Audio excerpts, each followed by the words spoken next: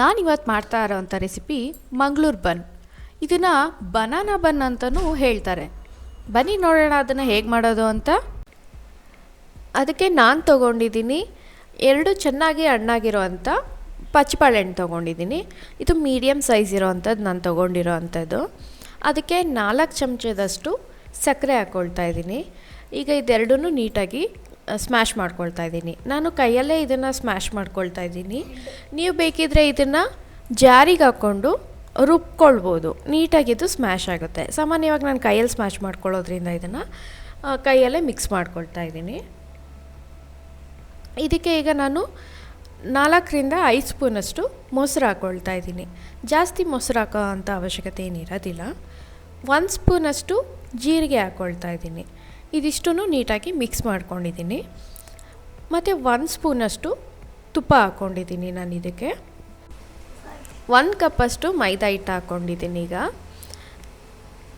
ಇದನ್ನು ನೀಟಾಗಿ ಮಿಕ್ಸ್ ಮಾಡ್ಕೊಳ್ತಾ ಇದ್ದೀನಿ. ಇವಾಗ ಇದು ಸ್ವಲ್ಪ ತೆಳುವಾಗಿದೆ ಹಿಟ್ಟು ಅಂತ ಅನಿಸಿದ್ರೆ ಮತ್ತೆ ಸ್ವಲ್ಪ ಮೈದಾ ಹಿಟ್ಟು ಆ್ಯಡ್ ಮಾಡಿಕೊಂಡು ಚಪಾತಿ ಹಿಟ್ಟು ಅದಕ್ಕೆ ಇದನ್ನು ಕಲಿಸ್ಕೊಳ್ಬೇಕಾಗುತ್ತೆ ನಾವು.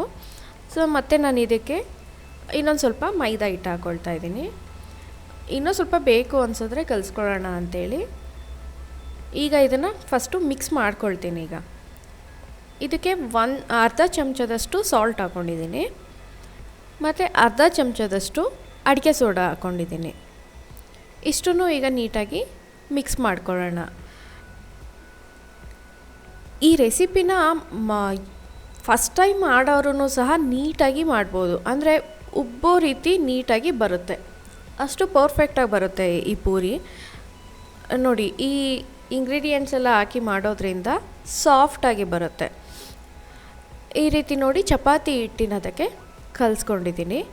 ಇಷ್ಟು ಸಾಫ್ಟ್ ಇದ್ದರೆ ಸಾಕು. ಇದಕ್ಕೆ ಮೇಲೆ ನಾನು ಆಯಿಲ್ ಹಾಕಿ ಸವರಿ ಇಡ್ತಾಯಿದ್ದೀನಿ. ಏಕೆಂದರೆ ಇದು 6 to 8 ಅವರ್ಸ್ ಇಡೋದ್ರಿಂದ ಮೇಲ್ಗಡೆ ಒಂದು ಲೇಯರು ಒಣಗ್ದಾಗುತ್ತೆ. ಅದಕ್ಕೋಸ್ಕರ ಈ ರೀತಿ ನೀಟಾಗಿ ಆಯಿಲ್ ಸವರಿ ಇಡಬೇಕು. ಇದನ್ನು 6 to 8 ಅವರ್ಸು ನೆನೆಯೋಕ್ಕಿಡೋಣ. ಈ ರೀತಿ ಪ್ಲೇಟ್ ಮುಚ್ಚಿಟ್ಬಿಟ್ಟು ನೋಡಿ, ಇದು 6 to 8 ಅವರ್ಸ್ ನೆಂದಿದ್ದಾಗಿದೆ. ಈ ರೀತಿ ಸಾಫ್ಟ್ ಆಗಿರುತ್ತೆ. ನೀವು ಬೇಕಿದ್ದರೆ ಇದನ್ನು ಹಿಂದಿನ ದಿನ ನೈಟೇ ಕಲಸಿಟ್ಕೊಂಡ್ಬಿಡ್ಬೋದು. ಬೆಳಗ್ಗೆ ಬ್ರೇಕ್ಫಾಸ್ಟಿಗೆ ಒಂದು ಒಳ್ಳೆ ರೆಸಿಪಿ ಆಗುತ್ತೆ ನಿಮಗಿದು.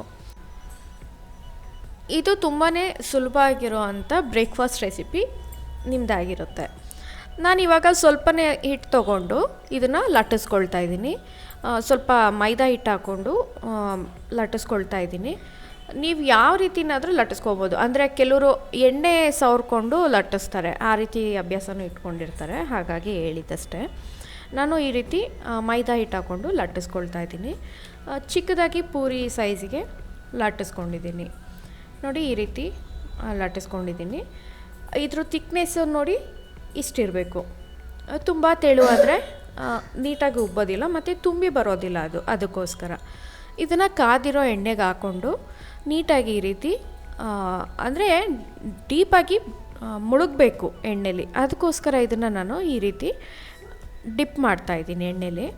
ಈ ಥರ ಡಿಪ್ ಮಾಡೋದ್ರಿಂದ ಅದು ನೀಟಾಗಿ ಉಬ್ಬಿ ಬರುತ್ತೆ. ಅಂದರೆ ಒಳಗಡೆ ನಾರ್ಮಲ್ ಬನ್ನಿರುತ್ತಲ್ಲ, ಅದೇ ರೀತಿ ಸ್ಪಾಂಜಿಯಾಗಿರುತ್ತೆ, ಅಷ್ಟು ಸಾಫ್ಟಾಗಿರುತ್ತೆ ಇದು ಬನ್ನು. ನೀವು ನಮ್ಮ ಚಾನಲ್ಗೆ ಸಬ್ಸ್ಕ್ರೈಬ್ ಆಗಿಲ್ಲ ಅಂದರೆ ಈಗಲೇ ಸಬ್ಸ್ಕ್ರೈಬ್ ಮಾಡಿ. ಮತ್ತು ನಿಮಗೆ ಈ ವಿಡಿಯೋ ಇಷ್ಟ ಆಗಿದೆಯಾ, ಲೈಕ್ ಬಟನ್ ಕ್ಲಿಕ್ ಮಾಡಿ. ಈ ರೆಸಿಪಿನ ನೀವು ಮನೇಲಿ ಒಂದ್ಸಲಿ ಟ್ರೈ ಮಾಡಿ, ಹೇಗಿತ್ತು ಅಂತ ನನಗೆ ಕಮೆಂಟ್ ಮಾಡಿ. ಮುಂದಿನ ವಿಡಿಯೋದಲ್ಲಿ ಸಿಗ್ತೀನಿ. Thanks for watching. Bye bye.